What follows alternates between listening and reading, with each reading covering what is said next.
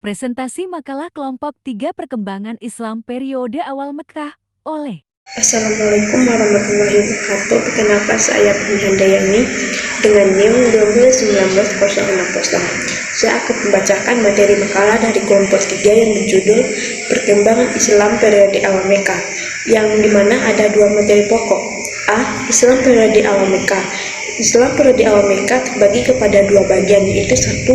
Periode dakwah Nabi secara sembunyi-sembunyi. 2. Periode dakwah Nabi secara terang-terangan. Poin yang kedua itu penolakan masyarakat Mekah terhadap Islam. Baiklah, langsung saja saya akan membacakan poin yang pertama, yaitu A. Islam periode awal Mekah. Periode awal Mekah ialah perjuangan dakwah Rasulullah ketika berada di Mekah.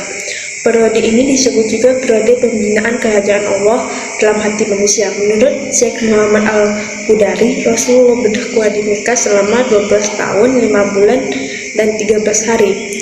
Pada periode Mekah merupakan tonggak sejarah bagi penyebaran Islam seluruh Jazirah Arab dan daerah lainnya. Meskipun pada periode ini Islam belum begitu menyebar, namun penamaan akidah dan karakteristik yang kokoh terhadap para sahabat, plus ketabahan dan kesabaran dalam menghadapi tekanan dan ancaman dari kaum kafir Quraisy yang begitu dahsyat bisa dihadapi dan diambil hikmahnya secara baik, menjadi. Assalamualaikum warahmatullahi wabarakatuh. Baiklah, saya akan melanjutkan pembahasan dari yang bagian A. B. Penolakan masyarakat Mekah terhadap Islam. Muhammad Shallallahu Alaihi Wasallam diangkat menjadi utusan Allah saat usianya 40 tahun. Mulai saat itu, beliau senantiasa mengenalkan Islam ke seluruh lapisan masyarakat, baik secara sembunyi-sembunyi hingga secara terang-terangan.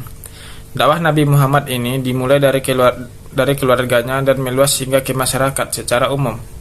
Dakwah yang dilakukan oleh Nabi Muhammad ini tidak berlangsung sebentar. Beliau berdakwah kurang lebih selama 23 tahun, yaitu 13 tahun di Mekkah dan 10 tahun di Madinah atau setelah hijrah.